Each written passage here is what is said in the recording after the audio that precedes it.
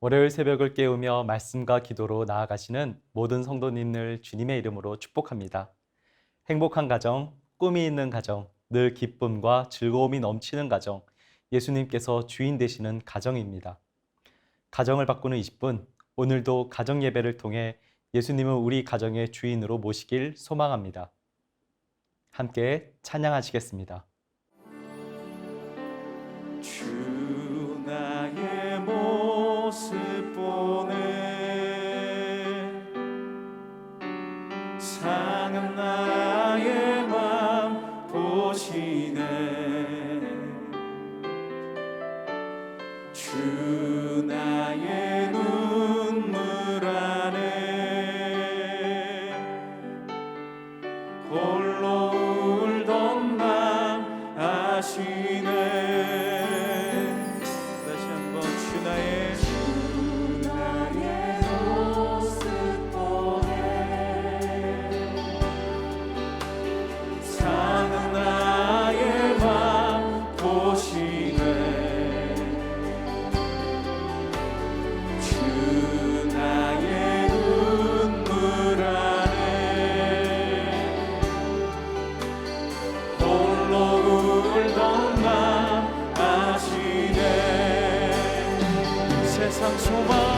세상 소망 다 사라져가도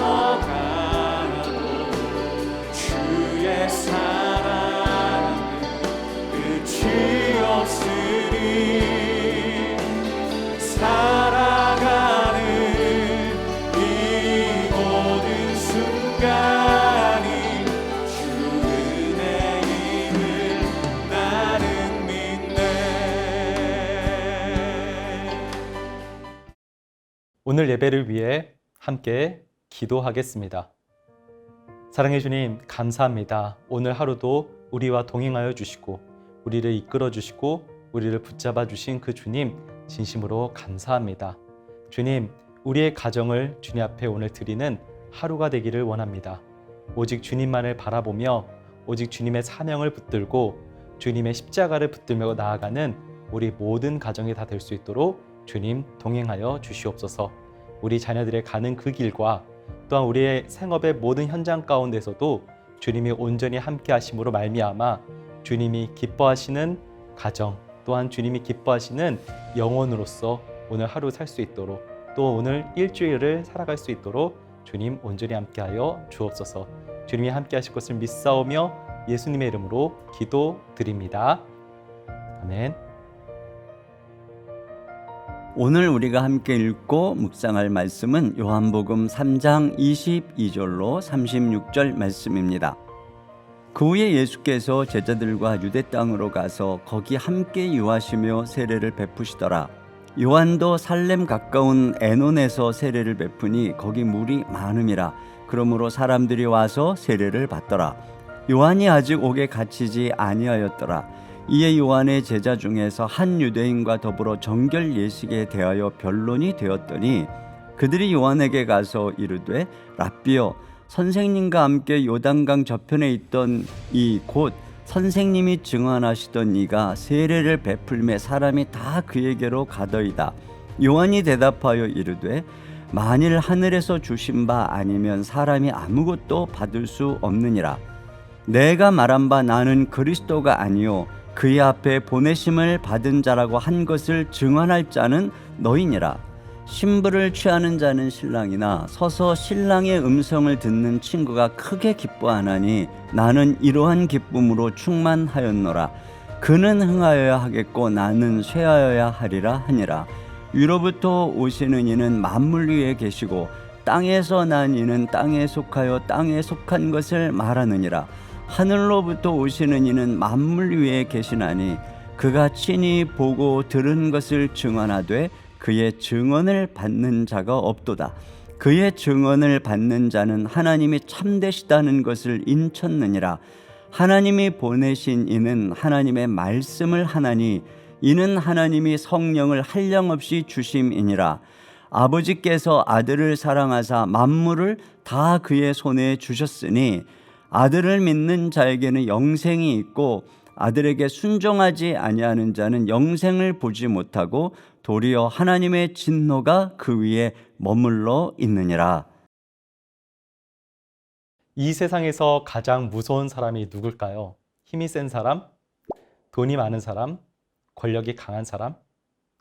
저는 사람을 두려워하지 않는 사람이라고 생각합니다. 그렇다면 사람을 두려워하지 않는 사람이란 어떤 사람일까요? 이 말은 다른 사람의 시선이나 평가에 대해 연연하지 않는 사람을 의미하는 것입니다. 하지만 우리는 이 세상을 살아가다 보면 다른 사람의 평가나 시선에서 자유로울 수 없는 것도 사실입니다.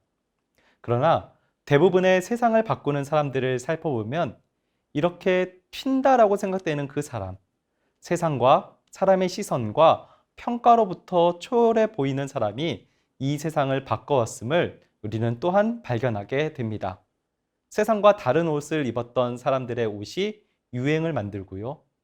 세상에서 괴짜라고 불렸던 여러 사람들이 세상에서의 컴퓨터와 때로는 간편한 휴대폰에 관한 시장을 바꿔 놓았던 것을 우리는 보게 됩니다. 어쩌면 이러한 변화가 있기에 사람들은 세상을 두려워하지 않고 자신의 길을 가는 사람을 두려워하는 것일 수도 있습니다. 사실 우리 기독교가 세상을 변화시킬 때를 생각해 보면 바로 이러한 사람들의 움직임이 있었음을 보게 됩니다. 곧 세상을 변화시키는 그리스도인은 세상과 사람을 두려워하지 않았던 사람들이었다는 것이죠. 우리가 잘 아는 종교개혁 시대의 종교개혁자들을 생각해 보시기 바랍니다. 로마 카톨릭이 득세해서 이 세상 가운데 많이 있었을 때에 그들은 성경을 가지고 교황과 사제들의 횡포를 맞서 싸웠습니다. 그들이 세상을 대표하는 사람이었음에도 불구하고 종교개혁자들은 사제와 교황을 두려워하지 않았던 것이죠. 그 결과 종교개혁을 이룰 수 있었습니다. 그리고 또 뒤로 가면 모두가 로마 황제를 두려워하고 또 모두가 로마 황제를 신봉할 때에 그 로마 황제의 명령을 두려워하지 않고 죽으면 죽으리로다를 외쳤던 그리스도인이 있었기에 우리 기독교는 로마라는 제국을 정복시키고 말았습니다. 그렇다면 그들이 죽음보다 또 다른 사람의 시선과 세상의 평가보다 더 중요하게 여겼던 것은 무엇이었을까요? 우리는 오늘 말씀의 주인공을 통해 세상을 변화시키는 그리스도인의 핵심 가치가 무엇인지를 알 수 있을 것입니다. 그리고 그로 말미암아 세상을 변화시키는 그리스도인, 세상을 변화시키는 그리스도인의 자녀와 가정이 다 되시기를 주님의 이름으로 축복합니다. 오늘 말씀은 예수님께서 제자들과 유대 땅으로 가셔서 세례를 베푸셨다라는 말씀으로 시작합니다. 그런데 그 근방에서 이미 세례 요한이 세례를 베풀고 있었습니다. 세례 요한은 그곳에서 회개함으로 세례를 받을 것을 사람들에게 말했는데 같은 메시지로 예수님께서 그 근처에 나타난 것입니다. 이미 예수님께서는 니고데모가 찾아왔을 정도로 유대 사회에서 알려진 존재였습니다. 그렇기에 점차 사람들은 세례 요한보다는 예수님께 찾아가 말씀을 듣고 세례를 받기 시작했던 것입니다. 이는 세례 요한의 제자들에게는 불편하게 다가왔습니다. 그들에게는 자신의 스승에 대한 자부심이 있었기 때문입니다. 제자들은 예수님께서 친히 세례 요한에게 물 세례를 받았던 모습을 보았고 자신과 함께 제자였던 자들이 예수님의 처음 제자가 되었다는 사실도 잘 알고 있었기 때문입니다. 제자들은 자연스럽게 세례 요한보다 그리고 예수님이 더욱더 인기 있게 되는 것이 어색했을 것이고요. 자신이 스승으로 여기고 있는 세례 요한이 예수님만큼이나 또는 보다 더 우월하게 여겼으며 세상이 그렇게 봐주기를 원했었을 것입니다. 그렇기에 이러한 마음을 가진 제자들은 이미 예수라는 이름을 알고 있음에도 불구하고 세례 요한에게 말을 할 때 그 이름을 언급하지 않는 모습을 오늘 우리는 본문에서 찾아볼 수 있는 것입니다. 그러나 세례 요한의 반응은 제자들이 기대했던 반응과는 달랐습니다. 도리어 세례 요한은 이렇게 말합니다. 하늘에 계신 하나님께서 주시지 않으면 그 어떠한 것도 받을 수 없다. 나는 그리스도가 아니라 그분보다 앞서 보내심을 받은 사람이다. 너희에게 분명하게 말하지 않았느냐. 바로 이 말을 통해서 왜 세례 요한이 세상을 변화시키는 하나님의 크신 뜻의 그 포문을 여는 사람인지를 우리는 분명하게 알 수 있습니다. 바로 세례 요한은 자신의 사명을 분명하게 알고 있었다라는 것입니다. 세상적으로 세례 요한의 위상은 결코 작지 않았습니다. 또한 제자들은 확실히 세례 요한에 대한 신뢰도 강했습니다. 그의 세력은 너무나도 세상 가운데 강력하게 잡혀 있었습니다. 모든 정황에서 세례 요한 스스로는 어깨에 힘이 강하게 들어갈 수 있는 좋은 상황이었습니다. 그럼에도 불구하고 세례 요한은 그는 흥해야 하겠고 나는 쇠하여야 하리라 라고 말하고 있는 것입니다. 세상의 시선과 인정과는 상관없이 그는 오로지 자신의 사명, 하나님께서 자신을 세우신 그 이유에만 집중하고 있는 것입니다. 세례 요한이 결코 겸손한 척 이런 것을 말하는 것이냐? 그렇지 않습니다. 왜냐하면 그는 이와 같은 말을 반복적으로 하고 있기 때문입니다. 28절에서 그는 말합니다. 나는 그리스도요 메시아가 아니다 라고 말하고 있으며 29절에서는 신랑의 음성을 듣는 친구가 크게 기뻐한다 라고 말하며 자신은 신랑의 친구임을, 자신은 이 결혼식의 주인공이 아님을 분명하게 밝히고 있기 때문인 것입니다. 그렇습니다. 세례 요한은 자신의 사명은 오직 예수님을 빛나게 하는 자, 바로 이 사실을 분명하게 알았던 것입니다. 그렇게 그는 자신이 드러날 것이 아니라 자신이 없어짐으로 예수가 더 잘 빛나게 하려고 최선을 다해 자신의 삶의 불꽃을 태우고 있었다라는 사실이죠. 자신이 아무리 높아지고 빛나봤자 예수님이 드러나지 않으면 아무런 소용이 없다라는 사실을 세례 요한은 분명히 알고 있었던 것입니다. 그리고 예수님은 세례 요한에 대해서 이렇게 그를 칭찬하십니다. 마태복음 11장 11절인데요. 내가 진실로 너에게 말하노니 여자가 낳은 자 중에 세례 요한보다 더 큰 이가 일어남이 없도다. 하나님께서 그를 인정하고 계신다는 것입니다. 이 세상을 지으신 이께서 자신의 사명을 알고 세상에 휘둘리지 않았던 그 세례 요한을 인정하고 칭찬하고 계시는 것입니다. 그렇다면 세례 요한의 이러한 사명의식은 어디서부터 온 것일까요? 세례 요한의 이러한 사명의식은 바로 예수님이 누구신가를 정확하게 알고 있었음에서부터 시작된 것입니다. 세례 요한은 예수님께서 자신의 주인이심을 알고 있었습니다. 그는 예수님께서 세례를 받기 위해 자신에게 나올 때 이렇게 고백하십니다. 이튿날 요한이 예수께서 자기에게 나오심을 보고 이르되 보라 세상 죄를 지고 가는 하나님의 어린 양이로다.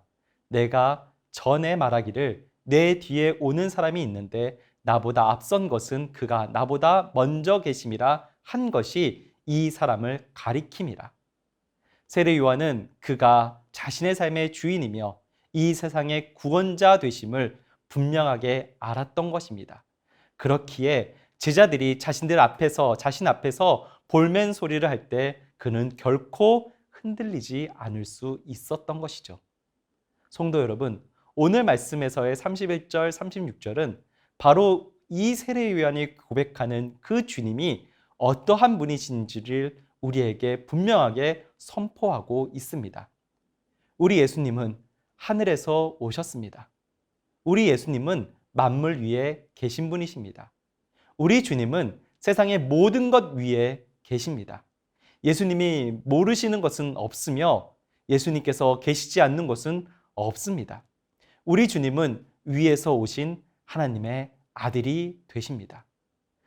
더 나아가 그분께서 80억 인구 가운데 나를 아셨고 천지를 창조하기 전부터 나를 선택하셨으며 나를 위해서 이 땅 위에 오셔서 십자가에 죽으셔서 부활하셨습니다. 어쩌면 우주에서 보면 정말 티끌보다도 작은 나를 위해 이 모든 것을 하신 것입니다. 세례 요한은 이 일을 하실 그 주님이 오심을 알고 있었고, 그 주님을 바로 알고 있었기에 그는 자신의 소명을 가지고 감사한 삶을 살 수 있었던 것입니다. 그렇기에 비록 자신이 드러나지 않고 자신이 이 세상에서 아무런 영향력이 없어질지라도 자신의 주인이 되신 예수님만이 드러나고 그분이 이 세상 가운데 빛으로서 드러나시기만 하면 된다라는 사실 가운데 그는 너무나도 기뻐하며 순종하며 살 수 있었던 것입니다. 그러므로 우리가 따라야 되는 모습은 무엇이겠습니까? 그것은 바로 예수 그리스도의 십자가를 마음에 품고 그분을 따르는 것입니다. 예수님만이 나와 우리의 가정의 자녀요 왕이 되심을 우리가 기억하며 기대하며 기도하며 나아가는 것입니다. 그때 주의 복음이 우리에게 주신 사명을 더욱더 선명하게 보여주실 것입니다. 나와 우리 가정 그리고 우리 자녀를 변화시켜 주실 줄로 믿습니다. 오직 예수님만이 우리의 모든 것의 시작이 되어 주신다라는 사실을 기억하시며 오늘 하루도 주님을 알고자 예수 그리스도의 십자가를 붙들고자 더욱더 노력하시며 그것 가운데 하나님으로부터 오는 축복을 누리시는 모든 성도분들 다 되시기를 주님의 이름으로 축복합니다. 함께 기도하겠습니다. 오늘 하루 주님의 십자가만을 마음에 품고 주님과 함께 살아가는 우리 가정이 되게 하소서.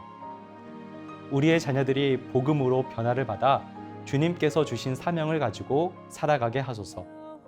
우리 가정이 십자가의 길을 걸어 세상을 변화시키는 하나님의 일에 쓰임받게 하소서.